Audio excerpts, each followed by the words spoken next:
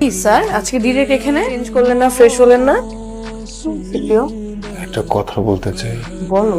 আমি কখনো বাবা হব না। আমি তোমার ওয়াইফ, আমি জানি তুমি পারফেক্ট, কোনো সমস্যা নেই তোমার মধ্যে। ডক্টর বলছে কখনো বাবা হব না। তোমাকে কোন ডাক্তার কি বলছে? তুমি একটা ডাক্তার দেখাইছো, আমরা আরেকটা ডাক্তার কাছে যাবো। টেস্ট করাইছি, রিপোর্ট আসছে আমি বাবা হব না। আবার টেস্ট করাইছি, আবার টেস্ট করাইছি, প্রত্যেকবার একই রেজাল্ট আসছে। ডক্টর বলছে তুমি একদম ঠিক আছো, সক্ষমতি আমার, বাবা হওয়ার কোথায় আমার নাই।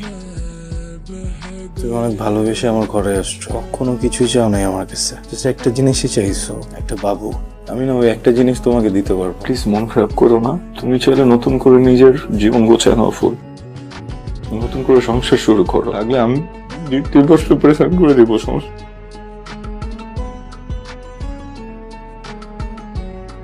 আমার পক্ষে এই সংসারটা করা সম্ভব না, তুমি আসলে বুঝবা। পৃথিবীর প্রত্যেকটা মেয়ে একবার হলে জীবনে মা হতে চায়। আমাকে মাফ করে দিও। ফুল, কই যাইতেছো তুমি? চলে যাচ্ছি। কই যাচ্ছ? ব্যাগ দাও। আমি চলে যাচ্ছি। ছাড়ো। কোথায় যাবা? বাবা আমার কাছে চলে যাচ্ছে। আব্বু মুছে যাইতেছো মানে? তুমি বাসে চলো। তুমি তো বলছো আমাকে চলে যেতে। ফুল, আই এম সরি, আমি এটা অন্য কারণে বলছিলাম। আই এম দেখো, সরি। আমি অনেক চিন্তা করছি, আমি কখনো মা হতে পারবো না। আমি সবসময় চেয়েছিলাম আমি মা হতে, কিন্তু সেটা সম্ভব না। ফুল, সেটা সম্ভব, তুমি মা হবা তো। রাস্তাঘাটে সিনক্রেট করো। প্লিজ প্লিজ ফুল, আমার ভালো লাগছে না, তুমি বাসে চলো। রাস্তাঘাটে সিনক্রেট করো বলতেছি না?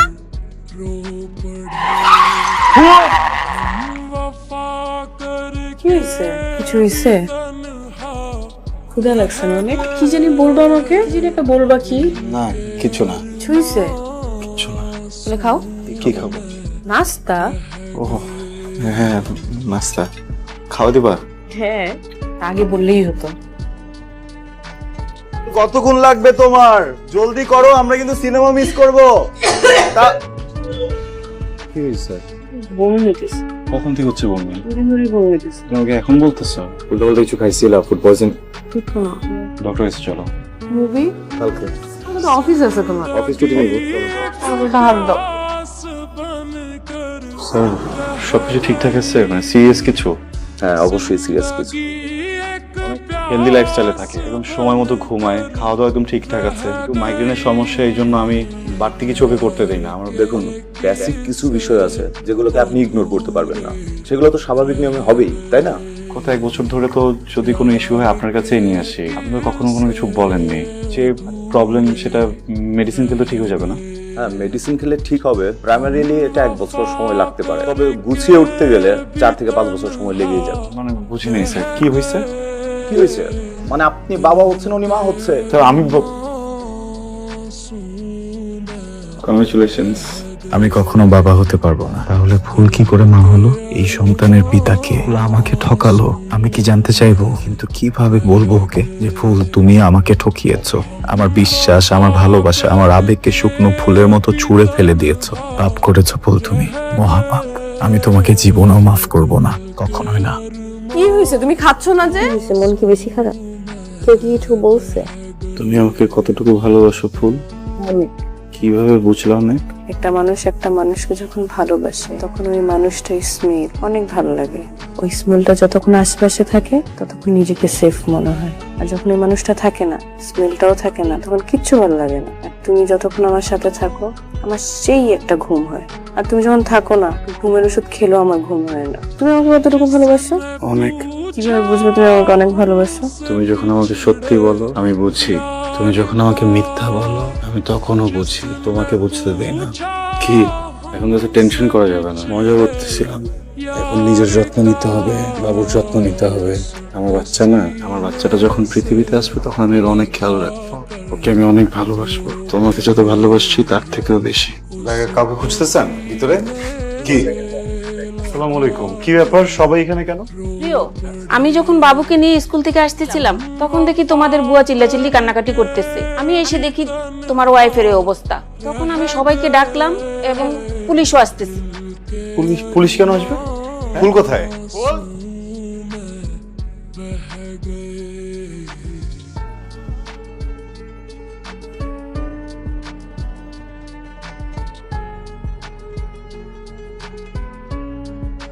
আজ থেকে 2 মাস আগে তুমি বাড়িতে গিয়েছিলা, মা অসুস্থ ছিল, আমি একাই বাসায় ছিলাম। কেউ একজন কলিং বেল চেপে ইন্টারনেটে বিল নিতে আসছে, আমি দরজা খুলে বিল দেই, সাথে সাথে 3 জন মাস্ক পরা লোক সামনে এসে দাঁড়ায়, আমাকে টেনে হিচড়ে রুমের দিকে নিয়ে যায়। আমি অনেক চেষ্টা করেছি বাঁচার, কিন্তু পারিনি।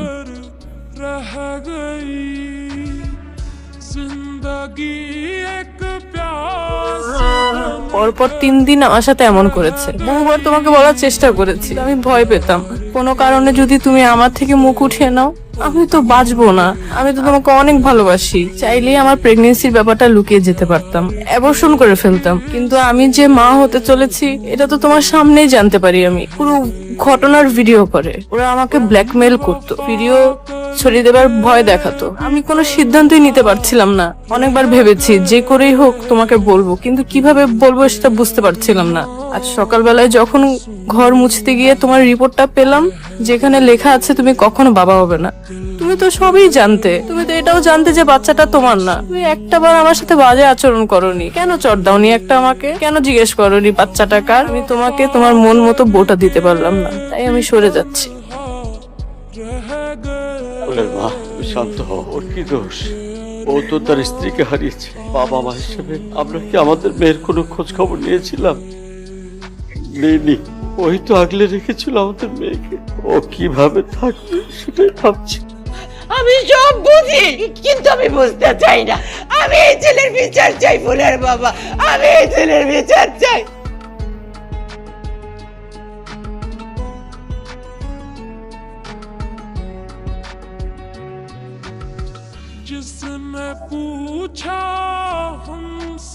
ভাই এই ব্যাপার কতদিন এইভাবে থাকতে থাকতে পাগল হয়ে যাবেন? আপনার তো দরকার এখন একটু বাইরে থেকে ঘুরে আসা। তোমার আব্বা কি এখনো কোর্টে যান? হ্যাঁ ভাই, এখনো যায় তো। আব্বার তো রিটায়ারমেন্টের এখন 1 বছর বাকি আছে। কত আমাদের এরিয়া বা আশেপাশে কাদের নামে রেপের মামলা হয়েছে বা কারা কারা রেপের সাথে জড়িত, এদের একটা লিস্ট দিতে পারবো? কেন ভাই? আমার ছোট বোন লতে ভর্তি হয়েছে, তো কিছু অ্যাসাইনমেন্টের জন্য বুঝতে পারছি ভাই, পারা যাবে। কি ভাই, চেষ্টা করে দেখতে পারি। আদিব সাহেব, এত নড়াচড়া করা যাবে না। এত নড়াচড়া করলে তো বিপদ। আমি যেভাবে আপনাকে বেঁধে রাখছি ওইভাবে আপনার কোমরে বাঁধা গামলাটার ভিতরে 3টে ইঁদুরকেও বেঁধে রাখছি।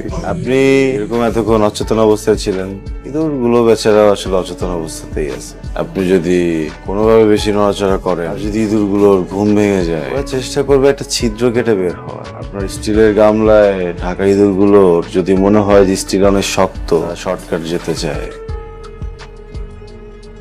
কি একটা জটিলতা!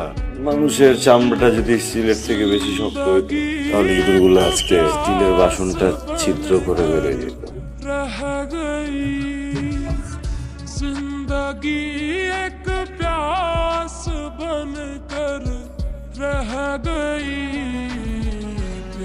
পৃথিবী খুব অদ্ভুত জায়গা, বুঝলেন? সবাই খেলতে পছন্দ করে, কেউ নিজে নিজে খেলে, কেউ আবার দল বাইধা খেলে, কেউ আবার মানুষের জীবন নিয়ে খেলে। এত টেনশন করার কিছু নাই। আমার ওয়াইফ খেলতেছে, আমার ওয়াইফ যতক্ষণ খেলবে ততক্ষণ পর্যন্ত আপনার নিঃশ্বাসও চলবে। কিন্তু ও যদি একবার খেলা থামায় দেয়, কপালটা কি ভালো, আমার বোর তো খেলাই থামতেছে না।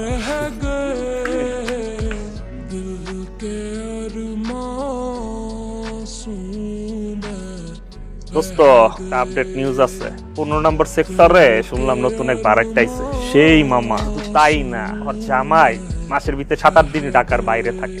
ওর জামাই আবার কবে যাবে রে? আরে বেটা, ওর জামাই তখনই নাই গা। গরমটা কোন রকম কাটায় উঠলো, কিন্তু শীত আর বর্ষাটা মামা কেমনে কাটায়? মাসের মধ্যে 7-8টা দিন কোলবালিশটা লয়ে পার করে। কোলবালিশটার জায়গায় যদি আমি থাকতাম মামা, কি যে একটা শান্তি। এক কাজ কর, কি কাজ? ফার্মেসিতে যায় একটা কাজী সাহেব কিনা লয়।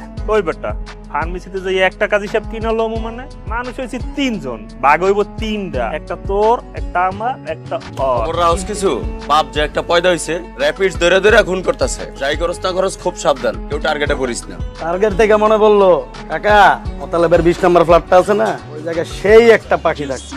পাখির নামই রাখছিলাম টার্গেট। মালদা কয়দিন আগে আত্মহত্যা করছে। শেষবারের মতো আরেকবার দেখা করে যেতাম। जिसने पूछा हमसे बिछड़े यार का, उसको सीने से लगा कर रो पड़े, उसको सीने से लगा कर रो पड़े। हम वफा करके भी কি করছি আমি? টাকা লাগবো, টাকা দিমু, কত লাগবো ক? মোতালেবের 20 নাম্বার বাড়ি। এটা ওনার নাম রাখছে না টার্গেট, যারা রেপ করছে ওর হাজবেন্ড। ওরে খুঁজে পাওয়া যাইতেছে না। আমার বউ কই? খবরদার, একটা আচর যেন না পড়ার গায়ে। একটা আচর যদি ওর গায়ে পড়ে আমি কিন্তু গুলি করতে বাধ্য হবো।